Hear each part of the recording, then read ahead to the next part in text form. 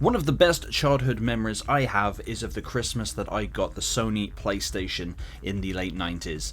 It was such a memorable experience being a very hardcore gamer on the original NES system, then the Sega Mega Drive 2, of course it's Genesis over in America, and then the Sony PlayStation. And not to mention the fact that the time it took to get to that Christmas seemed to last forever.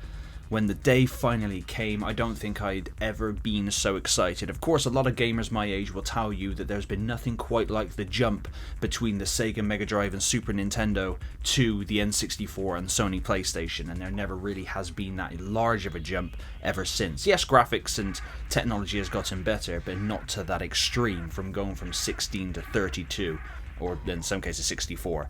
It was an absolutely insane time. But this video, I thought I'd just talk you through what I had with that PlayStation on that day and how it made it so memorable for me. Starting with Demo 1. This thing blew my mind. Not to mention the fact that it had a collection of games on there that you could play a good substantial amount of demo-wise. There was a couple of really cool tech demos on there. One for a Tyrannosaurus Rex, which, that graphically for the time, that looked insane to me. That looked like the graphics on games now. And then of course there was also a Manta, which, if you can tell by the setting and the music, was just a lot more chill. But these two tech demos absolutely blew my mind, and I would always love getting the demo discs on the front of PlayStation magazines for many years after that. Now moving on, we move on to a game which is what I chucked in first, and that was Alien Trilogy. Alien Trilogy, I've made a video on before, and I've done a couple of Let's Plays on the game as well. Even the music just brings back that Christmas morning of the first level. It's just so... oh, just listen to it. Just, it brings chills. Not to mention the fact that I was too young to watch Aliens, but I did. So I was very familiar with the franchise when I shouldn't have been. I wasn't even 10.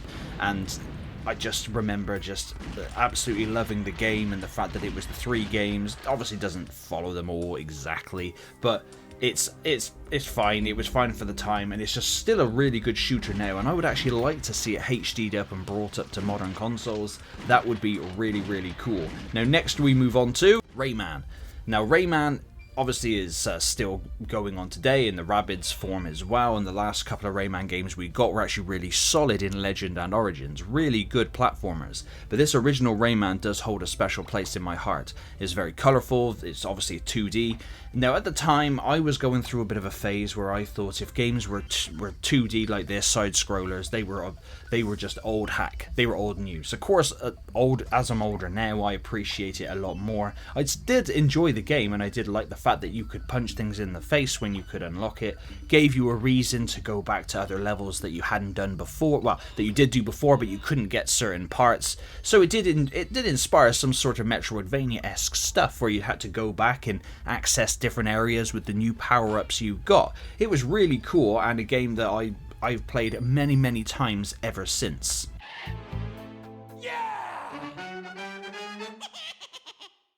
Total Driving isn't the best racing game ever, however this was the first racing game I played on a home console, and when I accidentally flipped the car onto its roof, I specifically remember running into the kitchen to my mum and dad and being like, oh my god, the car just flipped over, this is mind-blowing. And now looking back at it now, you could obviously objectively you'd say the game looks like ass.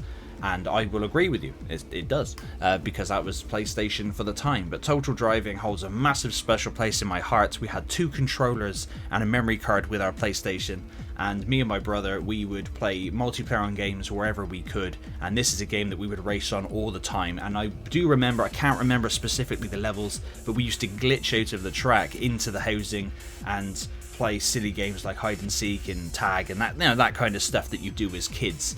Well, you did before the internet, it was just so much fun. And talking of fun, Worms was an absolute blast. I used to play this with a friend I had that lived next door to me.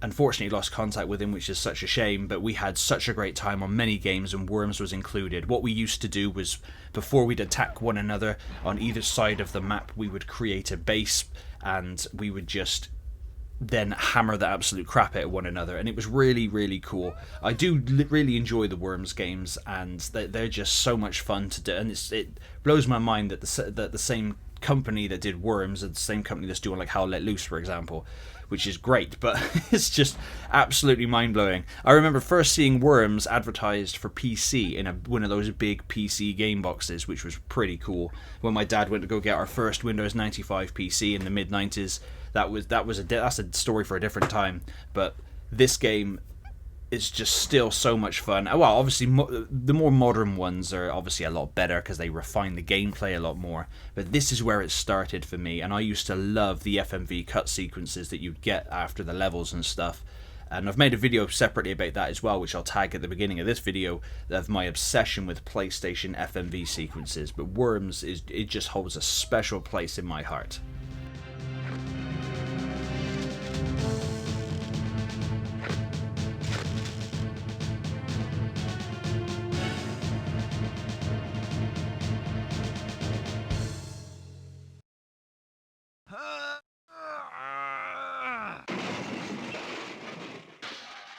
Fade to Black is a pile of shite, okay? We all know this if you've played it. The game doesn't look very good, it did not play very well, it was very, very hard, and just... Well, I couldn't bring myself to capture more footage for it than I needed to, really. I didn't play too much of it back in the day, I never even got past the first level, I don't think, but this game did come with my with my PlayStation, and I tried to like it. I kind of liked the ideas. Oh, look, it's 3D, and I can run around this room and go out here, and oh, there's a robot. Hang on, I died instantly, and that was the problem. You died instantly. Very hard game, and I honestly don't know anyone that does genuinely like the game in the gaming space, but there may be somebody out there. But Fade to Black was one that I gladly saw the ass of, to be fair.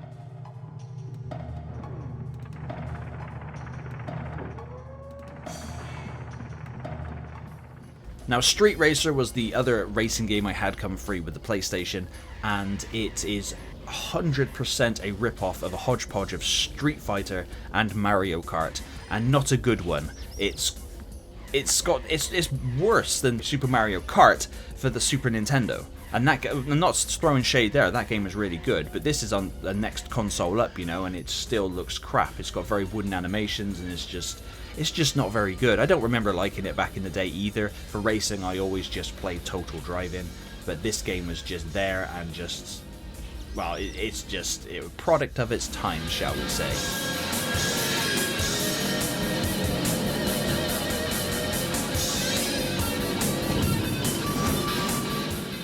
And the last game I had come with my PlayStation was Mech Warrior 2. Now, unfortunately, I couldn't get my backup copy to work for this game, so I could only capture the intro cinematic. But this was a really cool... Well, it was Mech Warrior, just a mech shooting game. It was quite difficult for me back in the day, and there are several YouTubers out there with long plays, let's plays, and game footage of Mech Warrior 2, so please go check that out if you want to see more gameplay of that. I didn't want to take anyone's gameplay, because I don't really want to do that. But, again, I remember it being a bit too difficult for me when I was a kid, but it was still up there, and it was these 7 games and Demo 1 that set me on a path of just absolutely loving the PlayStation. And the PlayStation had like, I think 9,000 odd games. I think it was an insane amount of games, and I have nothing but great memories about that Christmas and playing all of these games. I got a funny feeling there may have also been a golf game involved, but that was more for my dad than me, and I don't think I ever played it, so I've omitted that one from this list. But please let me know in the comments down below any gaming memories you have from a child. It doesn't matter when you were born. And although if you come at me and say that your first console was an Xbox One, I'm gonna cry. So that made me feel very old and crusty. Or a PlayStation 4, you know, a PlayStation 3 or 4 or whatever. That'd be super depressing. But this is just a memory that I hold dear and I will never ever forget. But as always, thank you very much for watching.